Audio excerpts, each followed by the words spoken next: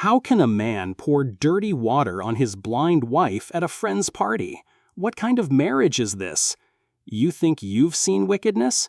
Keep watching, because this is the heartbreaking story of a woman who gave her heart to the wrong man. Susan sat quietly on the soft couch near the large window in her mansion. Her fingers gently touched the smooth arms of the chair as she listened to the birds singing outside. She couldn't see them, but she could feel the warm morning sun on her face. That was one of her favorite things, just sitting there, feeling the world in her own way. Susan was a reserved person. People said she had the eyes of an angel, but the world never appeared to her the way it did to others. Instead of colors and lights, Susan lived in a world of sounds, smells, and touch. Her home was big, too big for someone who lived alone. The mansion had 10 rooms, tall white pillars, gold-painted rails, and flower gardens that stretched far around it. But even with all that beauty, it always felt empty. Her only company was 2 maids, Rose and Amaka. They helped her with everything: her food, her clothes, her letters. They were kind, but Susan still felt alone most days. Years ago, Susan's father, Engineer Okeke, was one of the most respected men in the country. He built bridges, roads, and schools. He was rich, not just in money, but in wisdom and love. He loved Susan dearly, and even after her mother died, he made sure Susan never lacked anything. But when he passed away suddenly in a car accident, everything changed. Susan was only 25 when her father died. He left all his wealth to her, the house, the companies, the lands, everything. But the money didn't make her happy. It made things harder. Suddenly, everyone wanted to be close to her, not because they loved her, but because of what she had. Many men came to see her after her father's death. They brought flowers and gifts. They said sweet things, wrote her poems, and even sang to her. But Susan always knew they were lying. Some of them laughed quietly when they thought she couldn't hear. Others whispered about her behind her back, calling her the blind rich girl. It hurt a lot. She tried to be strong, but it wasn't easy.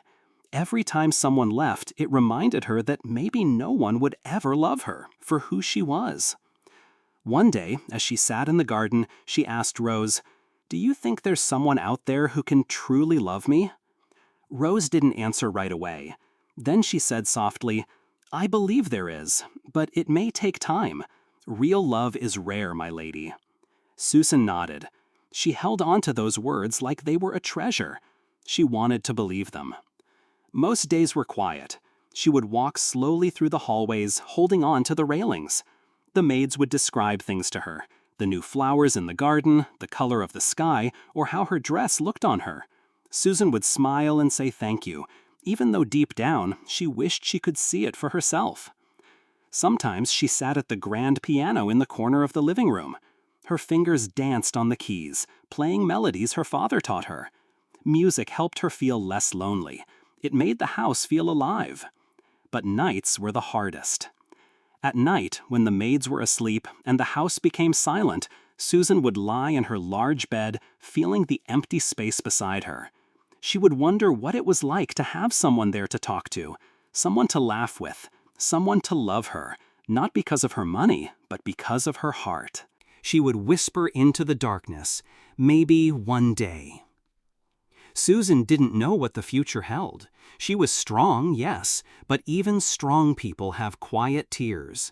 And deep inside her, even though she never said it out loud, she wished for one thing more than anything: to be loved, to be seen, to be chosen, not as a blind heiress, but as a woman with a beautiful soul. Festus was the kind of man who could make anyone smile within 5 minutes. He was 30 years old, tall, dark, and handsome. He always dressed neatly, smelled nice, and knew exactly what to say to make a woman feel special.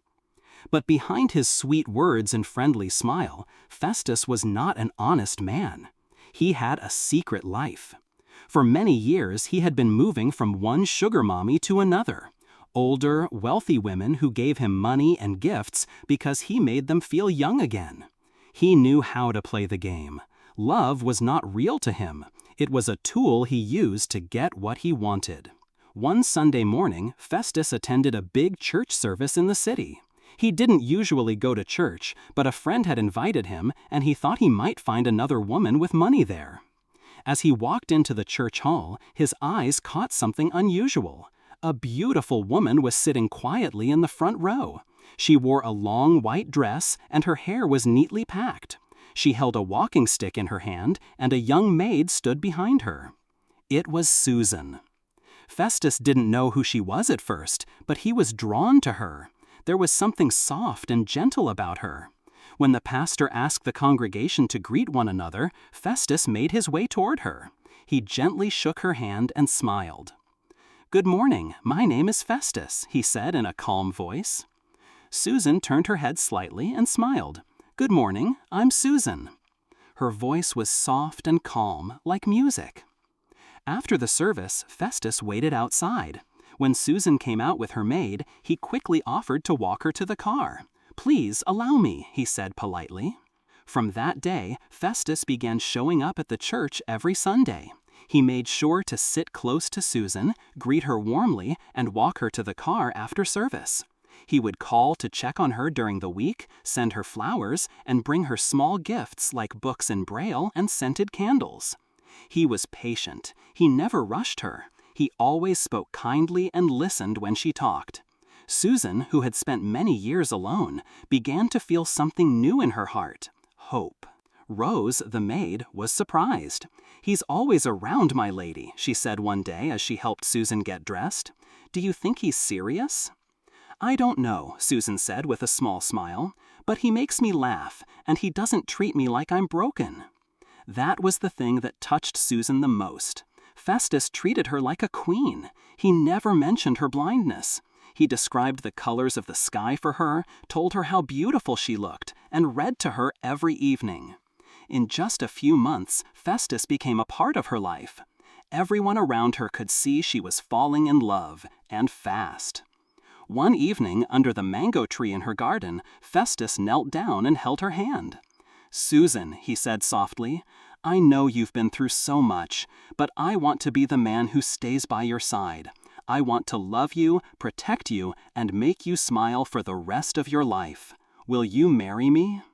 Susan's eyes filled with tears. For a moment she couldn't speak. Then she nodded slowly. "Yes," she whispered. The wedding came quickly. It was a quiet but elegant ceremony. Susan wore a beautiful cream-colored gown. Festus looked sharp in his black suit. Guests smiled as the two exchanged vows, holding hands tightly. Everyone believed it was a match made in heaven. To Susan, it felt like a dream come true. She had finally found someone who saw beyond her blindness. She believed with all her heart that Festus truly loved her. The first few weeks after the wedding felt like a fairy tale for Susan.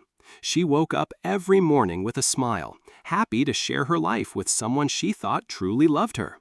Festus would bring her breakfast in bed, help her walk through the garden, and say sweet things to her.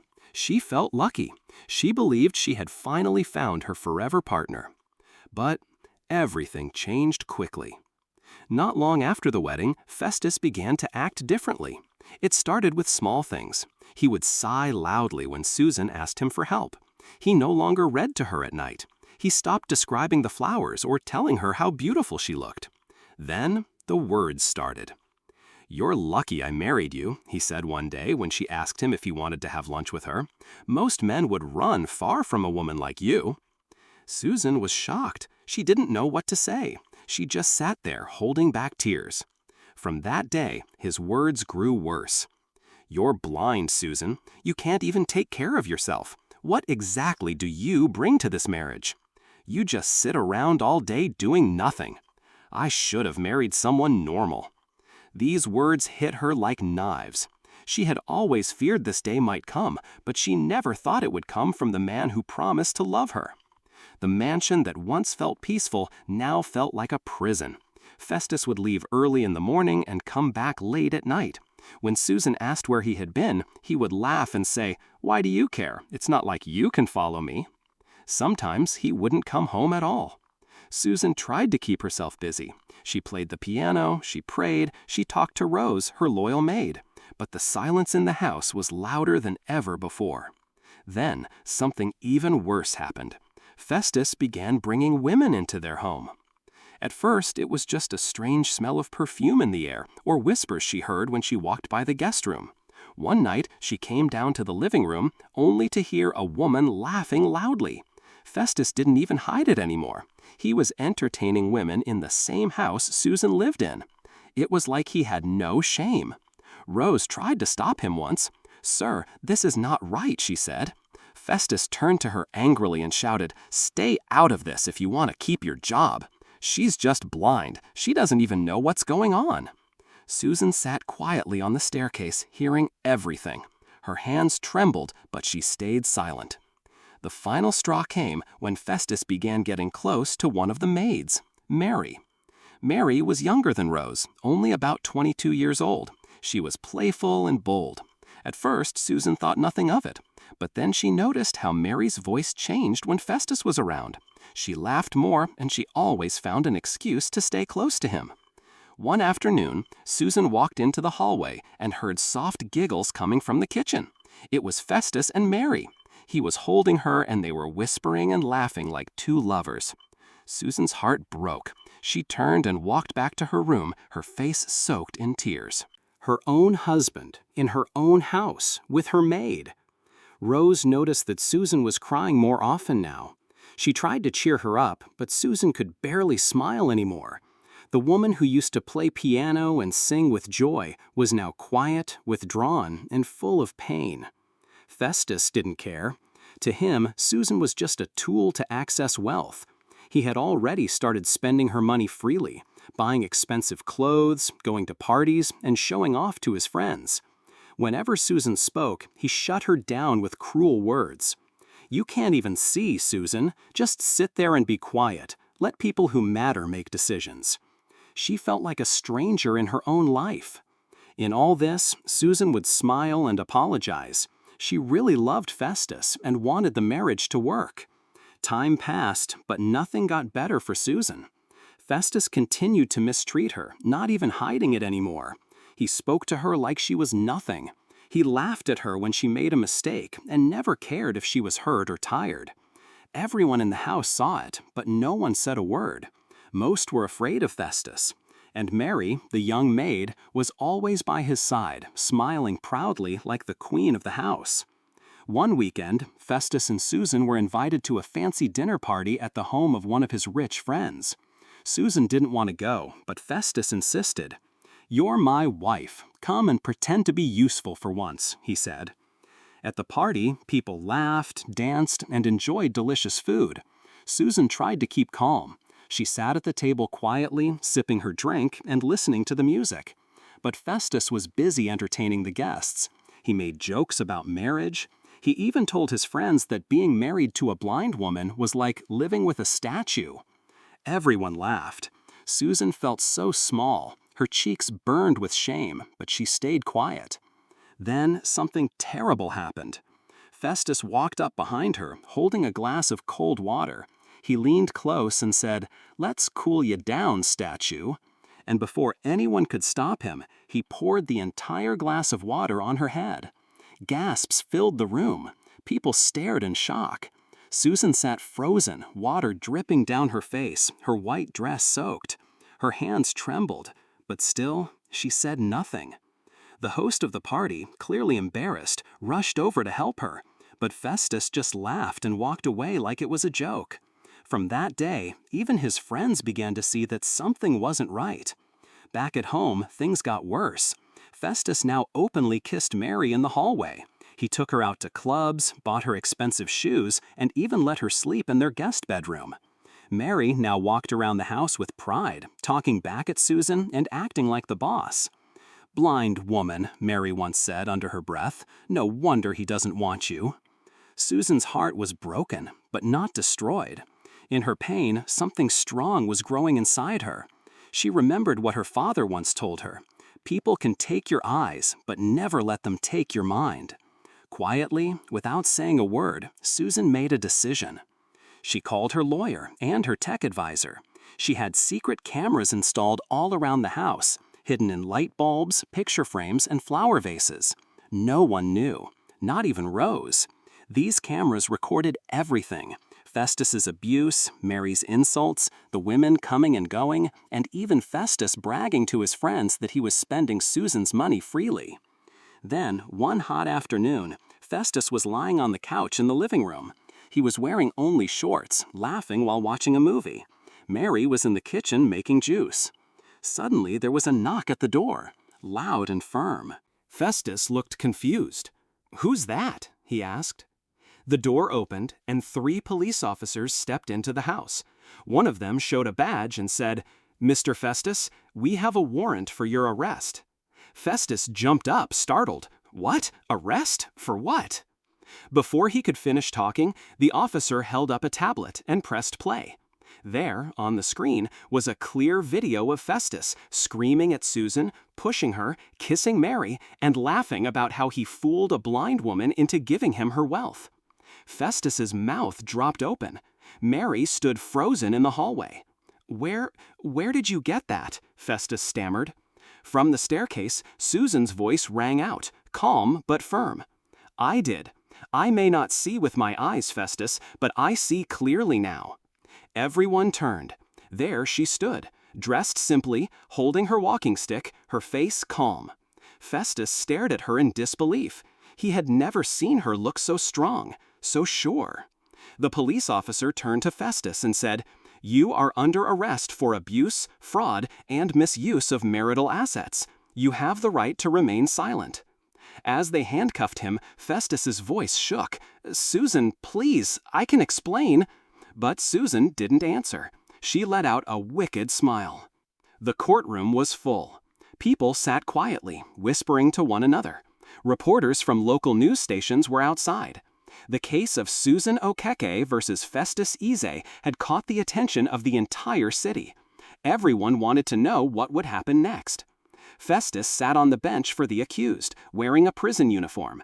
He looked thinner, tired, and worried. His usual proud smile was gone. His hands shook slightly as he waited for the judge to come in. Susan entered the courtroom through the back door. People turned as she walked in, tall, calm, and graceful. She wore a navy blue dress, her hair neatly packed. But there was one thing about her that made everyone gasp. She was no longer blind. She walked on her own, no walking stick, no maid guiding her. Her eyes were sharp, steady, and filled with strength. Festus's jaw dropped when he saw her. "Susan?" he whispered. The judge entered, and the session began. Susan was called to the witness stand. As she took her seat, all eyes were on her. The judge looked at her with surprise. "Mrs. Okeke," he said, "it is written in the file that you are visually impaired, but clearly that is no longer the case." Susan gave a gentle smile and said, "That's true, Your Honor, but the truth is, I was never blind." The whole courtroom gasped. Festus's face turned pale. Mary, sitting in the back row, looked like she had seen a ghost. Susan continued. Her voice was steady and clear. "I pretended to be blind for many years after my father died, not because I wanted pity, but because I wanted to protect myself. When you are rich and young, people come to you with smiles, but most of them don't love you. They love your money." She paused and took a deep breath. Then Festus showed up, out of nowhere, charming, sweet, too perfect. I was curious. I wanted to know if his love was real. So I kept the lie going. I wanted to see if someone could truly love me, even if I couldn't see. The judge nodded slowly, taking notes. Susan's voice became more emotional. "But he failed the test. He used me, hurt me, brought women into my house, called me names, and even dared to pour water on me in front of people. I still didn't say a word, but I saw everything. Every touch, every kiss, every insult." She looked directly at Festus. "I saw it all, because I had cameras installed." Festus couldn't speak. He looked like he wanted to disappear. The judge asked for the videos to be played. The courtroom watched in silence as Festus was shown on the big screen, doing everything Susan said, abusing her, cheating, wasting her money, and laughing with Mary. After everything was played, the judge looked at Festus. You not only committed emotional and financial abuse, the judge said, but you also took advantage of a woman you thought was blind and weak. For that, this court finds you guilty." He banged the gavel. "You are hereby sentenced to 10 years in prison." Festus broke down in tears. He tried to beg, "Please, Your Honor, please, Susan, forgive me." But Susan didn't answer. As the officers led him away, one of them whispered something into the judge's ear. The judge looked at the file and sighed. "Also," the judge added, "it has come to the court's notice that the accused has tested positive for a deadly illness, one without a known cure. It is likely due to his reckless lifestyle." The courtroom fell silent again. Festus covered his face as he was dragged away, sick, ashamed, and defeated. Then came Mary. A week later, she returned to the mansion, holding a brown envelope. She told the security guard she needed to speak with Susan, but she never got past the gate. "You are no longer welcome here," the guard said firmly, "by order of Madam Susan." "But I'm carrying his child," Mary cried. The guard looked at her with pity. "That's not Madam's problem." Mary dropped to the ground, weeping. But there was no one left to help her. She had chosen her side, and now she had to face the consequences. Inside the mansion, Susan sat by the window once again. But this time, she was not alone. Rose walked in with a cup of tea and a smile. "You did well, my lady." Susan looked out at the sunset. Her eyes were full of peace.